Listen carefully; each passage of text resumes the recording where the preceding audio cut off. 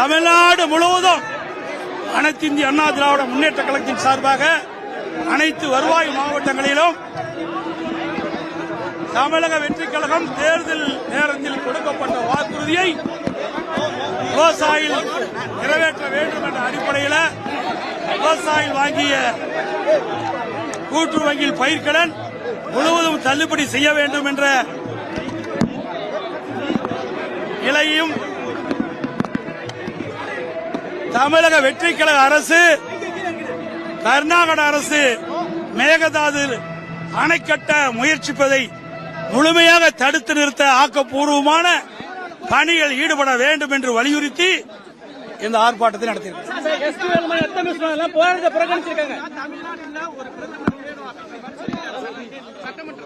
அவர் கனவு வாங்கலாம், அவர் கனவு தான் வாங்க முடியும். 100 நாள் ஆட்சியில மக்களுக்காக எந்த ஒரு புதிய திட்டமும் இல்லை. எல்லாம் ரீல் விட்டுக்கிட்ட ஆட்சி தான் பாக்குறோம்.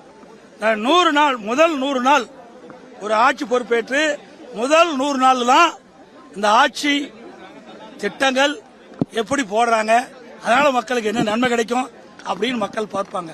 ஆனா இந்த 100 நாட்கள்ல இவர்கள் ஆட்சி பொறுப்பேற்றிலிருந்து விவசாயிகள் போராட்டம், அரசு ஊழியர்கள் போராட்டம், செவிலியர்கள் போராட்டம், மருத்துவர்கள் போராட்டம் அப்படின்னு போராட்டத்தை தான் பார்த்துக்கிட்டு இருக்குமா ஒழிய இந்த ஆட்சியில மக்களுக்கான திட்டங்கள் எதுவுமே பார்க்க முடியல. இதுதான் இந்த ஆட்சியுடைய நிலை. அது மட்டும் இல்ல, இன்னைக்கு பட்ஜெட்லயும் சரி, வேளாண் பட்ஜெட்டிலும் சரி, ஏற்கனவே இருக்கிற திட்டங்களுக்கு பெயரை மாற்றி வெற்றி வெற்றி என்று பெயர் சுட்டினாங்க பாரு. இதுதான் இந்த ஆட்சியுடைய சாதனையா நான் 100 நாள பார்க்க முடியும்.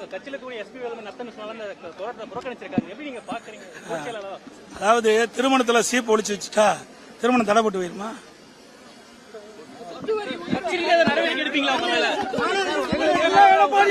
இதையெல்லாம் உள்ள பேச வேண்டியதெல்லாம் பொதுல பேச முடியாது சார். இதெல்லாம் அதான் சொல்றேன். இது இன்றைக்கு கூட்டம் வேற, அதை பத்தி கேள்வி இதுதான் ஆரம்பம். இன்னும் பாருங்க எவ்வளவு வரி உயர்த்த போறாங்க. இந்த அரசாங்கம் அமைத்த பிறகு சொத்து வரி உயர்த்திட்டாங்க. நீ எந்தெந்த வரியெல்லாம் உயர்த்துவாங்கன்னு பொறுத்திருந்து பாருங்க. ஏன்னா கடன் அதிகமாயிட்டது. இந்த பட்ஜெட்ல இதுக்கு முழுமையான விளக்கம் இந்த அரசாங்கத்தில் அளிக்க முடியல. இன்றைக்கு அரசு ஊழியர்களுக்கு ஏற்கனவே இருந்த திமுக அரசாங்கம் இடைக்கால பட்ஜெட் போடும்போது அந்த அரசு ஊழியர்களுக்கு ஓய்வு திட்டம் அந்த நிதி ஒதுக்கீடு செஞ்சாங்க. இந்த அரசாங்கத்தில் இவருடைய புதிய அரசாங்கம் தமிழக வெற்றி கழக அரசாங்கத்தில் அந்த நிதிநிலை அறிக்கையில திருத்தப்பட்ட நிதிநிலை அறிக்கையில இந்த அரசு ஊழியர்களுக்கு ஓய்வூதிய நிதி ஒதுக்கப்படல. இது மாதிரி பல பிரச்சனை. இந்த அரசாங்கம் இப்போ ஆட்சி பொறுப்பேற்று 3 மாசத்துல 20,000 கோடி கடன் வாங்கியிருக்கிறாங்க. 17,000 கோடி வருவாய் செலவு. அப்படின்னா இந்த அரசாங்கம் எப்படி செயல்படுறது நீங்களே எண்ணி பார்த்து